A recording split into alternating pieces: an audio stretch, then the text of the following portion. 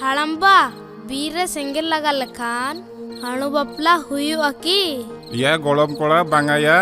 नोआ दो हणु बापला दो बांगा नोआ दो धरती और मानवा समाज मालटो रेया संकेत कना चेत खातिर चेदा बांगमा बीर बुरु खन सीधा सड़क हुयन और बांग एटा लेकाते हुयन अबो अपसुलो रेया धन बो ᱧᱟᱢᱮᱜᱼᱟ चे ᱧᱟᱢᱚᱜ ᱛᱮ बीर बुरु खन अबो जमा ताहेन लगित ओड़ा और शर्मा जाली लगित दाग हबन ᱧᱟᱢᱮᱜᱼᱟ ओना साउते सनाम लेकान जीव जियली को लगान निरय नपाय बेढ़ाई हबन ᱧᱟᱢᱮᱫ कना बुझाव की आम बीर लोग खान चेत हुयुग ते या गोलम कोड़ा सेंगेल खातिर बीर बुरु रिया धन और मनमी कुआ धन हो लो तोरजो साउते बेढ़ाई हो बड़िज जो कना और बेढ़ाई रिया लोलो एलांग हो ढेरोक कना हाड़म्बा बीर रिया संपत्ति को चेत चेत आर ओना को चेत लेकाते नष्टोआ बीर बुरु रिया धन संपत्ति को दो हुयुग कना गोनोंगान दारे रान मुर्गन दारे नणी और जीव जियली अमान को सितुंग दिन सेंगेल लगाव लेन खान नोआ को नष्टोआ सितुंग दिन बीर रे चलकाते सेंगेल लगाते सितुंग दिन दारे सकाम जतो रोहड़ काते ओत रे ᱧᱩᱨᱩᱜᱼᱟ जुदी अकोय बड़िज होड़ ओनारे सेंगेले लगावा एनखान ओना गोटा लो लोते बुरु चेतान सेन रकाब इदिया बुझाव की आम चे चिका लेखान सेंगेल खोन बीर बुरु बोन बंचावा या गोलम कोड़ा बीर रे सेंगेल खोन बांचाप लगात खान चेत चेत को बांगबन कमिया ओना कुलिंग में हे हाड़म्बा चेत बाबो चिकई खान ओना मालांग लय में तबे आंजम में बीर बुरु रिया ताड़ाम डाहर रे पुंगी बाबन ᱧᱩᱭᱟ डरी मेरम गुपी कोड़ा को बीर बुरु रे सेंगेल बाबन लगाव होचोआ कोआ तिरिल सकाम लगान बीर रे सेंगेल बाबन लगावा जुदी सितुंग दिन जहां बेबड़िज होड़ बीर रे सेंगेल लगाव लगित अचूर बड़ाई कना एनखान उड़ीसा बीर आईन लेकाते दंडोय ᱧᱟᱢᱟ बुझाव की आम अच्छा ठीक गया चेत बाबो चिकया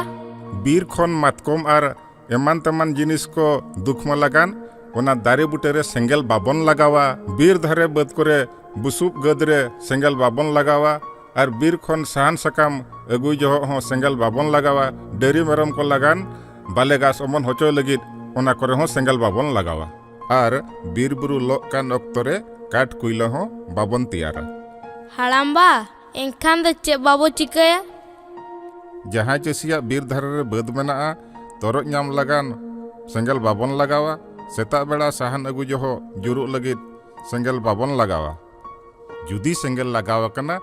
ओना बेरल डरते दाल इणिज कते नागे ओड़ा बन हिजुआ हाड़म्बा आर चेत हापिया गोलम कोड़ा नासेना दो साहेद होचोñ में नितो चेत बन चिकया ओना बड़ाय लगती कना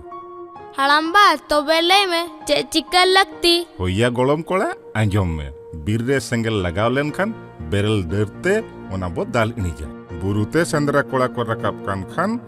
ओना को बो आंजम लेखान बनो विभाग बो खबरा कोवा बीर रखा गांव तारिन कमिया को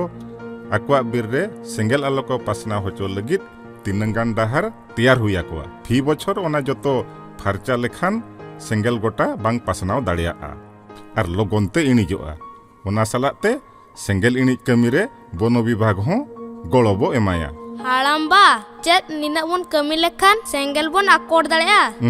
बांगाया गोलम कोड़ा सेंगेल लगाव एतहब संगे संगे बनो विभाग कंट्रोल रूमते खबर बो एमा